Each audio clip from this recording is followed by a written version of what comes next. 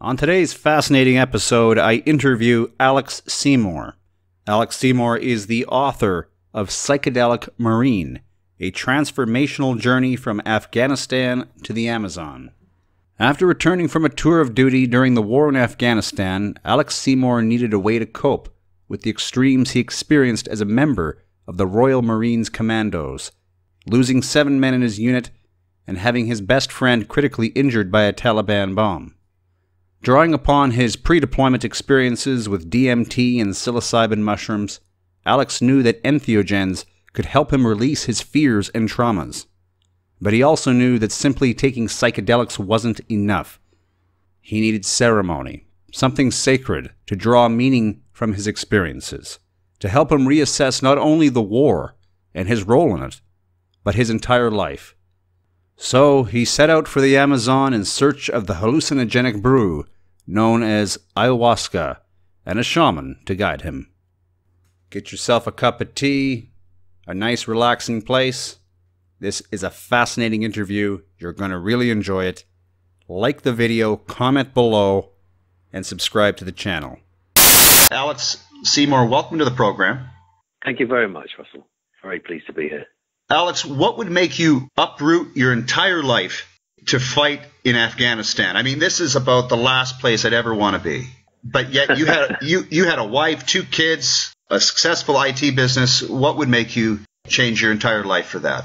Yeah, there's a couple. That's a good question. There's a couple of reasons I could give in terms of justification, and I'm pleased to say they still kind of stand. And I suppose first and foremost is I was like many other blokes, not just in the UK and USA, but across our entire NATO organization, that felt that there was an existential threat going on here with this creeping towards religious fundamentalism. And as you well know, we've been attacked. The World Trade Center had been attacked catastrophically. Thousands of people had died, and then there were subsequent attacks in London as well, and there were bombings. And so, the war had been going on for some time, and I just thought, well, I've got an opportunity here. I'd still kept myself fit enough to get back into the Marines, and so I was already a Marine reservist, and was approached by a sergeant major in the Marines that had already done and completed 2 tours with a different commander unit, and he asked for volunteers one day, and so several of us stepped forward because although I'd served previously 20 years earlier, it was unusual to go back after such a long gap between that, and having a civilian life. But the skills and the competencies of a Marine hadn't really changed that much, in the days since the 80s when I originally joined up. So that was the key reason. It was the fact that we've been attacked, and you can't ignore these things. Some people need to just feel the need to step up and just try and make a difference and do something. I suppose the fact that my name, Alex, the ancient meaning of it is defender anyway. I've subsequently found out it's probably got something to do with it in terms of self-fulfilling prophecy. But that's the best answer I can give to that question at the moment, Russell. I'm sticking to it. Guess what my son's name is? Alex. It's Alex. Yes, I have it tattooed on my arm even. Oh, bless you. So how did your wife feel about this? Your children? Well, she hated it. She thought it was ridiculous and stupid and insane, and fought it every step of the way. And it must have taken about a good 6 months of persuasion for her to come round and see my view of the situation, and gain her support, essentially, because I could never have done this without her support. And luckily, we were earning a good living at the time, so we were able to put arrangements in place in terms of childcare, so she didn't have to give up her career. We could afford help with the children in terms of au pairs and cleaners and that sort of thing. So, she's probably glad that I left for a few months, actually, if we boiled it right down, but you never know. But I got the permission in the end. You enlist in the Marines. How does that go? Basic training. What happens between now in the story up until the point you get to Afghanistan? Yeah, so having already been a reservist, you commit about a month a year of your time and keeping your skills up to speed. But once you actually get called up to go to Afghanistan, then you are committed and you get attached back to a commando unit. So my unit was my former unit, which is 4-2 Commando. So in essence, if you want to serve in Afghanistan, there's a number of hoops you need to jump through. There's a 9-month basic commando training. At the end of that, you get awarded your Green Beret. I did that back in the 80s.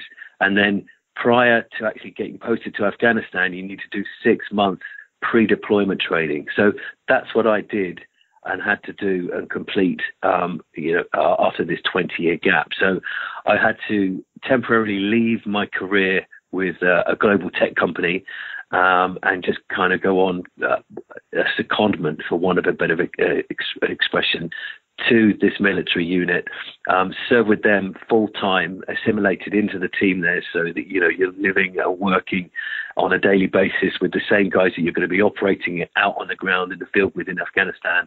And then after you've done that 6 months pre-deployment training, you do 2 weeks kind of acclimatization training in theatre, in Camp Bastion, out in the desert, out in Afghanistan, and then that's it. You're out on patrol, and you've got 6 months patrolling, trying to avoid the Taliban traps and hunt them so that you can achieve the strategic objectives. So what is going on in Afghanistan? What did you see? Did you see anything that we don't hear about in the media?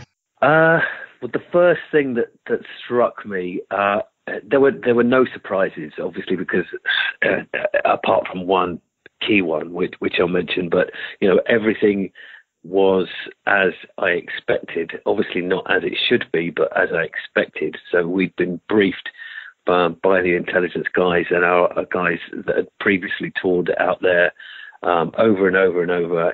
We trained for every possible scenario that we could potentially encounter. So on the military side of things, it was all standard operational procedure. You go out, you patrol day and night.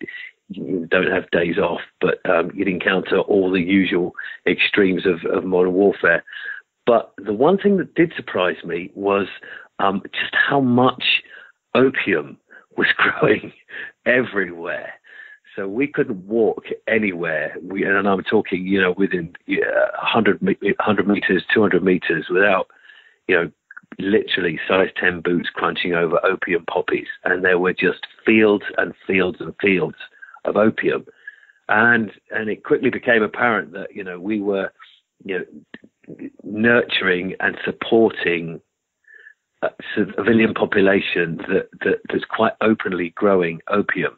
And it kind of seemed very odd. Although we knew it was happening, it just seemed that, it seemed like the world's elite troops were out there, not only protecting the local population, but also protecting the cultivation of one of the world's most destructive drugs, which struck me as, really unusual and odd. Now, why we are doing that is a cause for circumspection and contemplation, and who knows? I don't know the answer to that one, but some people have got strong opinions. It's a show unto itself, for sure, and more. Yeah, absolutely. Did any of the soldiers use any of the opium? Was anybody cutting it or taking it? No, not that I saw or witnessed. I wouldn't have expected any of the guys to tell you the truth. The rule number one was to look after each other, and then once you do that, then you have to maintain the objectives and complete the objectives that are set, which are kind of help with the security, help maintain the infrastructure, help these guys get governance back from the Taliban regime, which was running the show out there in terms of this insurgency campaign. So to do any of that, you need to be lucid, on point. It wasn't just opium that was growing out there. There was cannabis just growing everywhere, bushels of it. But, believe me, this wasn't something that you can compare loosely to, say, anecdotal stories I've heard that happened, with the Americans in the Vietnam War. Guys who basically had two modes of consciousness out in Afghanistan when I was working with them. And, I came across American Marines as well, quite a few times, and everybody was either alert or asleep. So nobody was indulging in any of the plants that were offering themselves as potential kind of relief out there.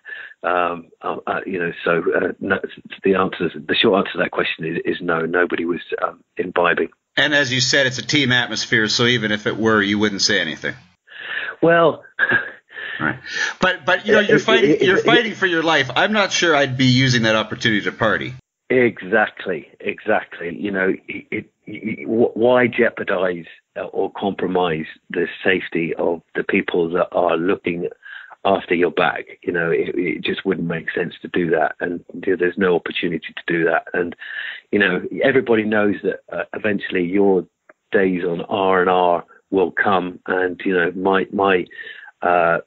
my way of decompressing from that environment was, to indulge and imbibe in these ancient sacred plant medicines in South America using ayahuasca. So, opium wouldn't have been my drug of choice anyway, because, as far as I've been led to believe, it's a consciousness contractor, whereas, certain psychedelics are consciousness expanders, and that was what I was interested in personally.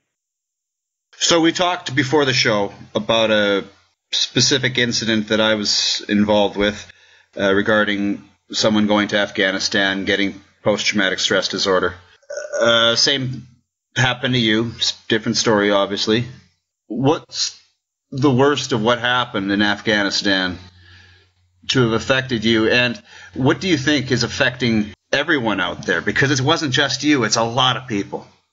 Yeah, I mean, so to be clear, I wasn't medically diagnosed with PTSD, but I did bring back a number of issues that I knew I had to reconcile and deal with. And, these are all, they're the same, the causes of these problems that I had are the same that men and women encounter out there. We lost 7 men in my unit. My best friend was blown up by a Taliban bomb. You're patrolling every day in extreme heat, 45 degrees centigrade, 50 degrees centigrade. What's that? That's about 120, 125 degrees Fahrenheit. Extreme weight. Nobody ever tells you before you get out there that every day you're going to be patrolling in over 100 pounds worth, more like 120 pounds worth of kit. And you don't get days off, so you're patrolling day and night. So you're exhausted. You only get 5 hours sleep tops if you are very lucky. Most of the time, you get about 4 hours sleep. And so it's this grueling regime, and the fact that you've got to look out for every step of the way on every single patrol for, snipers, IEDs, reactor, the firefights that are going on. And it's this gradual creeping stress, I suppose you could call it, because you're in constant survival mode that leads towards people's trauma. And so, although I didn't experience any direct trauma in terms of loss of limbs or anything like that, people I know suffer very, very badly, and that's why we get the conditions that are so prevalent today. In the US military and ex military guys, and it seems like the normal modes of treating them with traditional pharmaceuticals like Prozac and SSRIs like that, just a sticking plaster effect that don't seem to work in the long term. If you could do it over again, would you still decide to go to Afghanistan? Wow, no one's ever asked me that. It was something I needed to do personally. I felt the need. I'd been on 2 previous tours of duty with the Marines, but Afghanistan, was it as far as I was concerned. It was the main event, and personally in my life, I have my own personal historical issues that I needed, to address. I personally didn't feel that, I'd gone through a significant enough rite of passage into manhood, and I just felt this unusual and probably ridiculous drive to test myself by serving in a war. And I knew that if I could do that, then come back and then re-assimilate successfully back into normal civilian life again, then that was part of my life's kind of story, and I needed to do it. Would I go back now that I've done it? I know guys go back and repeat it over and over, and some guys have completed many tours of Iraq and Afghanistan. I'd only do it if I had to, but to tell you the truth, they wouldn't accept me back now because of my age and my ability to be able to perform and operate effectively in the field, because it's extremely demanding and it's a young man's game, to tell you the truth, and I'm probably too old. So you end up going to the Amazon. So you leave Afghanistan, you finish your tour of duty. What's the processing that gets you to the Amazon in the first place? Well, interestingly enough, it was it's an experience with DMT, dimethyltryptamine, that I'd had as a civilian, and the active ingredient in the ancient shamanic plant medicine that the Indians have been consuming for probably millennia, as far as we're aware, very safely, it is DMT, and it's a fast-acting, highly potent psychedelic. And the first time I took it, it literally put me into an out-of-body experience, and I was shot out of my body into what seems, in retrospect now, like a near-death experience. And it was the closest thing I'd ever had to feeling spiritual, and it literally did transform me in that one session from being I suppose an atheist into somebody that believes in an afterlife, that believes in some kind of God consciousness. And so rather than me, after Afghanistan, going to another beach holiday and getting an even deeper tan, which is something I just didn't need, I decided to do something different. And so I went to South America, sought out these ayahuasca retreats, which are becoming increasingly popular now as the internet makes people aware of these as the possibility to heal people and treat trauma and treat things like addictions. And so I thought I can go and process my problems and reconcile my issues if I can commune in a shamanic ceremony with in a safe setting, consuming this ayahuasca brew, which contains this chemical called DMT. And so that's why I did what I did. And so I went over there for a couple of months. So I'm going to read a part from your book here. Purportedly, 3 hits on the pipe is the magic number, so 3 hits it was. Breathing the first one in, I held the smoke in my lungs for 8 or 9 seconds, exhaled, and then repeated. I'd barely let out the second inhalation when my vision started to dissolve. I had just enough time to take in the third lungful before everything I knew and understood about the real world completely transformed. The next several minutes changed my life forever. In the space of a few short seconds, I was shot, cleanly, smoothly, out of this dimension and into another that was beyond comprehension. That's true. That's what happened. That's an incredible testimonial. Yeah. So the difference between consuming DMT and the brew the ayahuasca, which is basically a tea made up of two different plants grown in the Amazon that grows abundantly everywhere, is that DMT is very fast acting. So it literally brings you up and then back down to baseline within about 7 or 8 minutes. Whereas ayahuasca, when you consume it in a shamanic ceremony, you drink a cup of this brew, and it's much more gradual, and it's much gentler, and it lasts usually for about 3 or 4 hours before you come back to normal again. So that's kind of the key difference. Yeah, DMT definitely is not for the faint-hearted. It's not a recreational thing. It's not something I would recommend anybody does for fun or kicks. I made sure that, and I'd recommend to everybody that, you do the necessary research beforehand, and obey the basic rules of, imbibing any kind of psychedelic, where you're in the right setting, you've got the right mindset, and of course you get the dosage absolutely spot on. Yeah, let's be clear. This is not about how to get stoned on spring break. No way. No. It's very different from that. Yes, it's serious stuff. How often were you partaking in these hallucinogens? Very rarely. Probably once, maybe twice a year, something like that. With DMT, I think the experience was literally once or twice, but that's all I ever needed. To get the message. And then the next natural step after that was ayahuasca, because it is literally a natural brew made up of these two plants that are boiled together with water. And so that's why one led to the other. You're in South America, you're looking for ayahuasca. How do you score? I'm sure there's probably a lot of people trying to sell stuff to the tourists, and it's fake, and maybe they're not real shamans. How did you seek out and properly research what you were doing?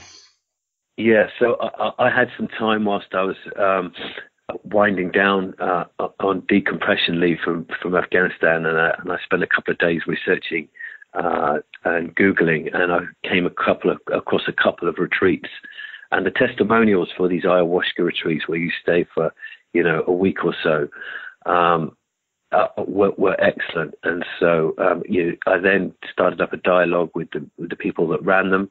One was a conventional retreat called La Familia Medicina, and it was run by an ex-American guy that worked in not an ex-American, an ex-Wall Street guy, an American that had given up that lifestyle and turned his back on that industry, and set up this shamanic retreat in Peru, and that's so fast, so normal. That was fantastic, and it was really, really beneficial, and it's completely enlightening and eye-opening.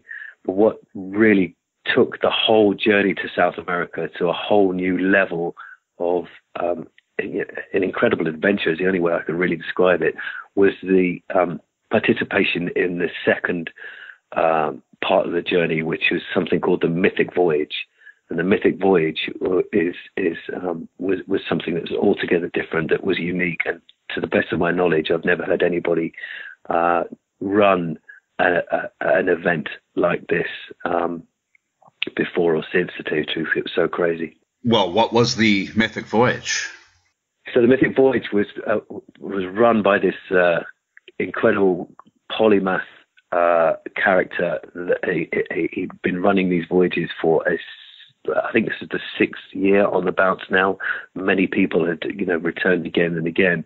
And basically what he does is, instead of it being land-based and having the ceremonies inside each night with the shaman, he chartered a beautiful boat, a 19th century restored riverboat that had about 20 different cabins on board, with an opulent library and a dining room and everything.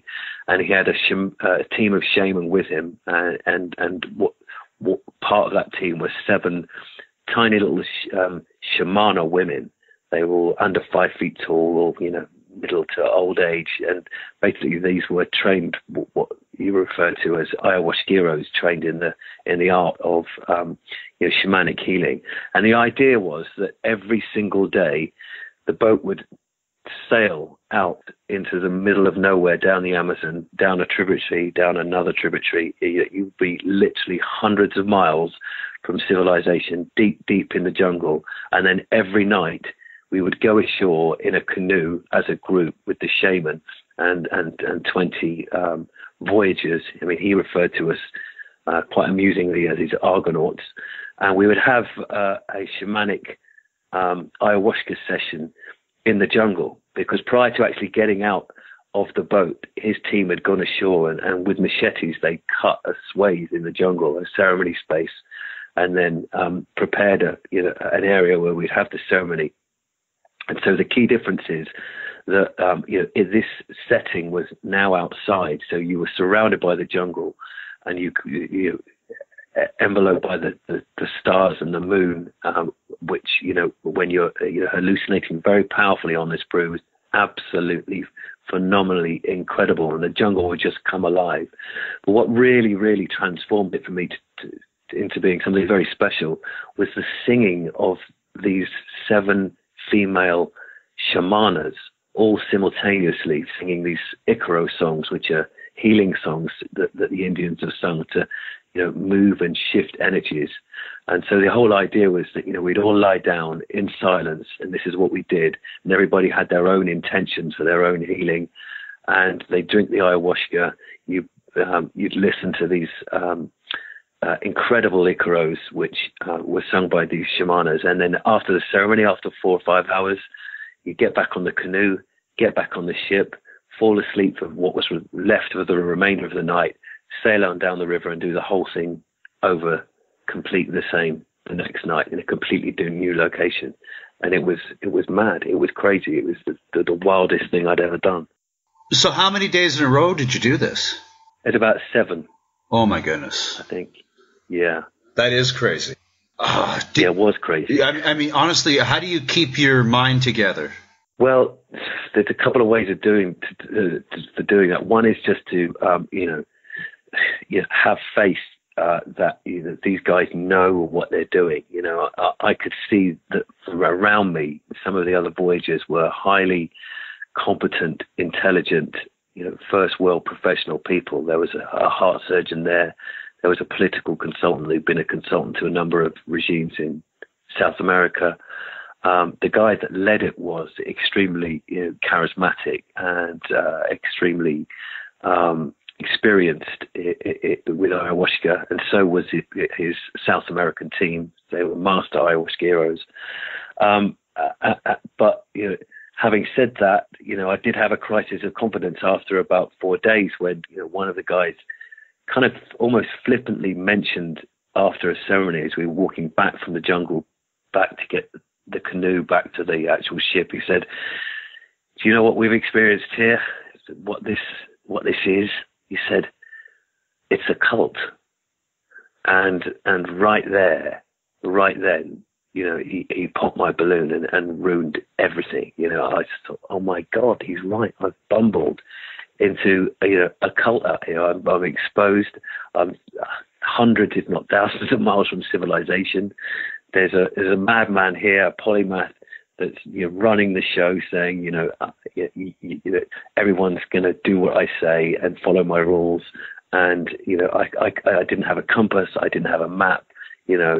Comparing that to when I was in Afghanistan, you know where you are right down to the nearest 50 meters. Whereas when I was out there in the jungle on the Mythic Voyage, I didn't know where I was the nearest 300 or 400 miles. At this moment, are you terrified?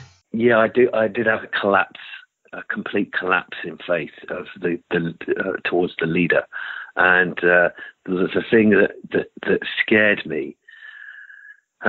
Bearing in mind that one of my intentions was to go out there and get rid of this fear that I'd brought from Afghanistan, and so I could safely and happily assimilate back into the modern world and to re-participate where I left off.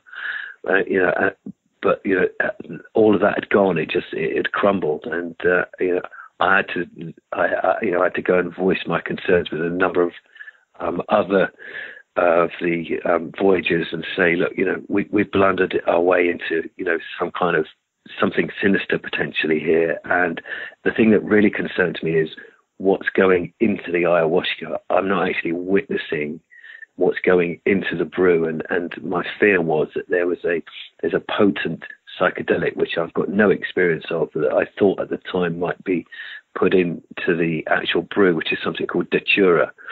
And there's a famous author called Carlos Castaneda that millions of people have read his books. And, I'd read one of his prior to this voyage, and he'd said that this Datura had caused him, immense physical and psychological harm, when he reflected on it, years later. And so the last thing I wanted was any kind of other,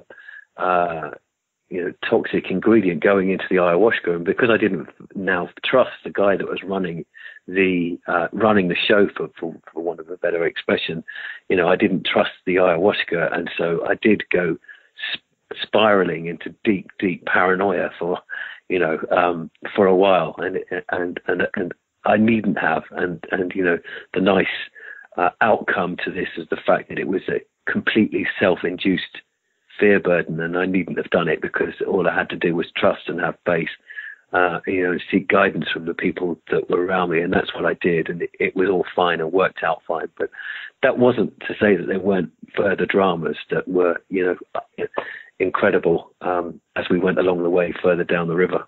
You also experimented with psilocybin mushrooms?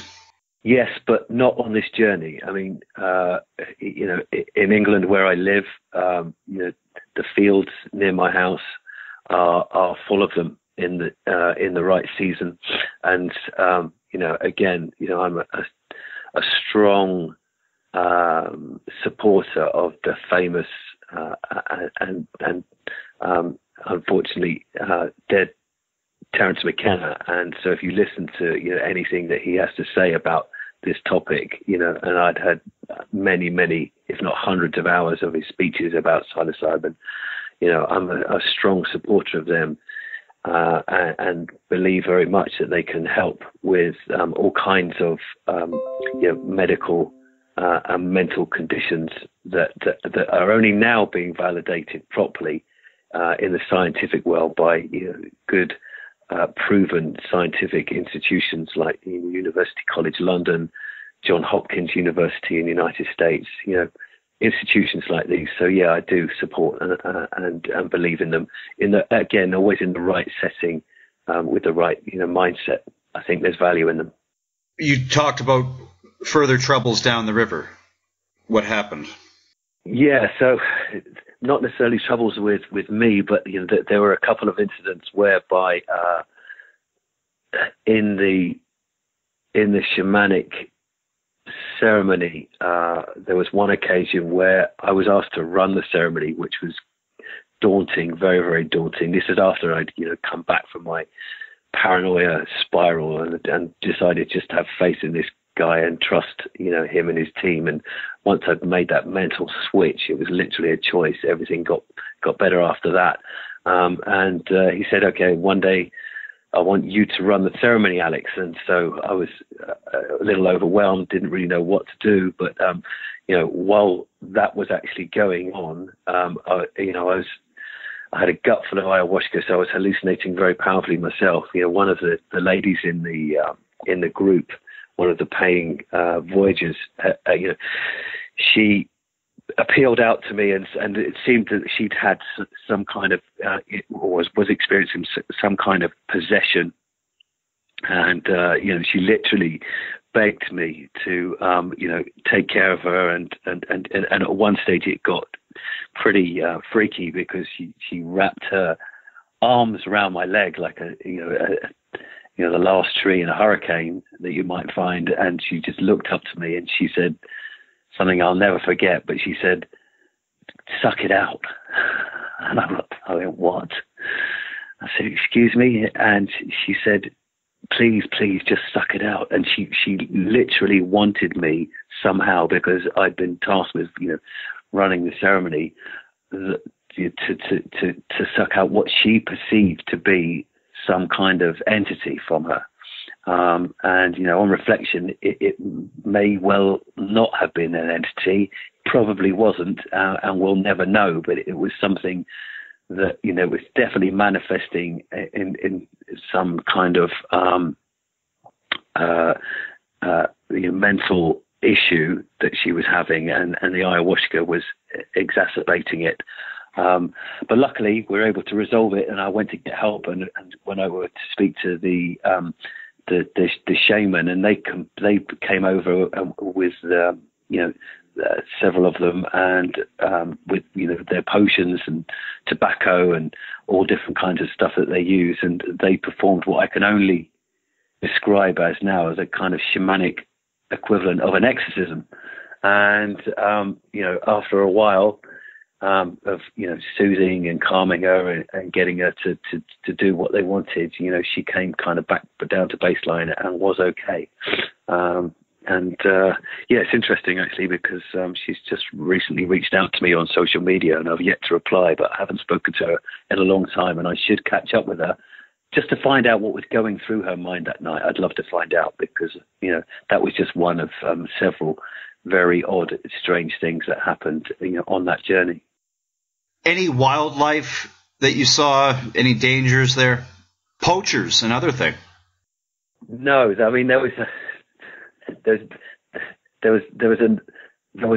the time when I stayed at the first retreat, which was the Familia Medicina, and halfway through the ceremony, the dog started barking like mad, and, you know, they literally threw a shotgun into my hands. It must have been about 80 or 90 years old, and they said, grab this, you know, it could be bandits. And we went outside, and I thought it's either going to be bandits or a jaguar, and the shaman stopped, and he was patrolling with a gun. The man that ran the retreat, he was outside, he was patrolling with a gun. I had the other shotgun, and we had some cartridges, and it was the last thing I expected to do in the middle of, you know, the jungle, in the middle of an ayahuasca ceremony, was, you know, go out and patrol for threats. But, you know, it turned out not to be a jaguar. It wasn't a load of bandits. It was just something. It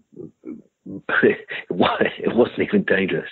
You know, I believe it was an ocelot. You know, one of those small spotted cats that had caused the commotion. So, you know, that is as wild as it got. We saw a few wild pink dolphins along the way, but, you know, they're there for pleasure, not in any dangerous sense. So, you know, I think I got away lightly as when it comes to wildlife out there. I'll ask, just like I asked about Afghanistan, knowing what you know now, would you have still gone to the Amazon and done this voyage? Oh yes, definitely. Yeah, I did actually go back for a second one, believe it or not. And you know, the man that runs it is an incredible human being, and he's set up a land-based retreat now.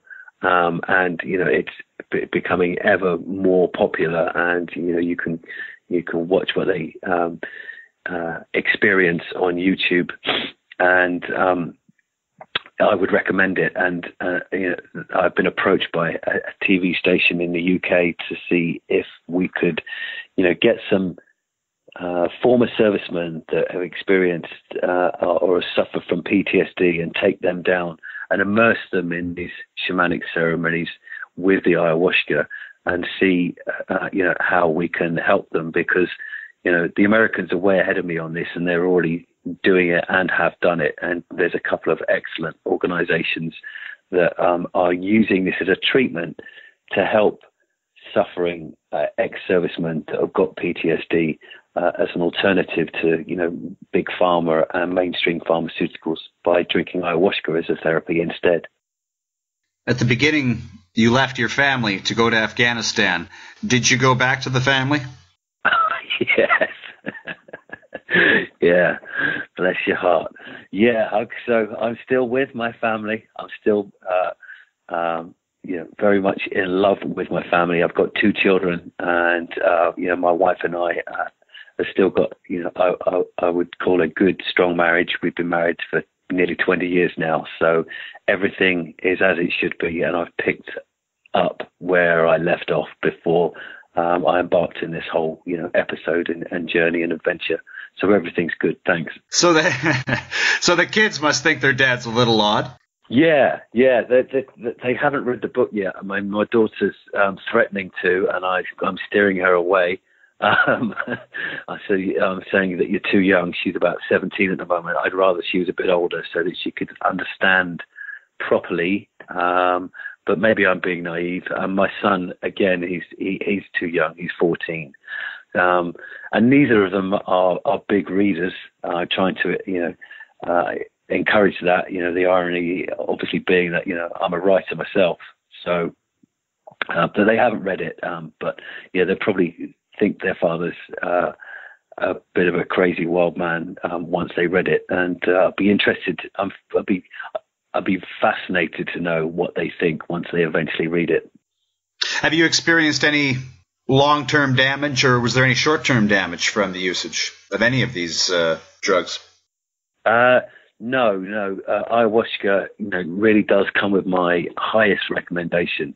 And there's now academic studies that you can search for online, which actually point towards the fact that continued usage of it can actually stimulate the growth of new neurons in the brain.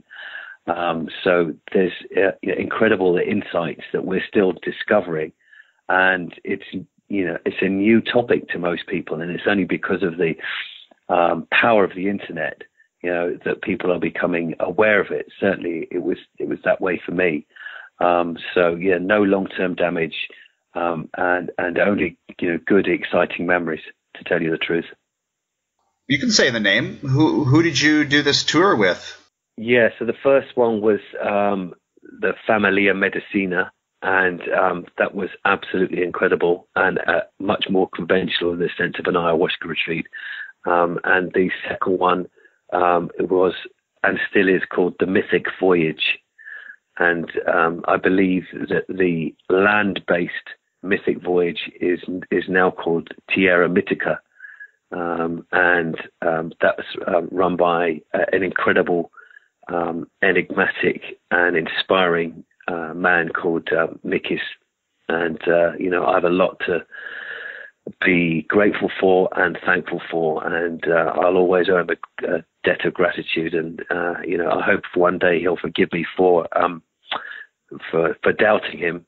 But it didn't last long, and he's a very, very kind, benevolent, and wise man, and I'll always be grateful for the experience that he gave me. The book is Psychedelic Marine, a transformational journey from Afghanistan to the Amazon.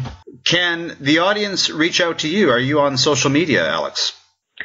Yeah, sure. They can go to the Psychedelic Marine on Facebook or Twitter. I can be contacted. Alex Seymour UK is the handle, so I can be reached there. And it's as straightforward as that. Well, like I said, the book, Psychedelic Marine, a transformational journey from Afghanistan to the Amazon. I'm sure you can pick it up wherever fine books are sold. Alex, fascinating program. Thank you so much for being a guest today. Well, Russell, it was an absolute pleasure. Thank you very much for letting me come on the show. I'm really grateful. Thanks again.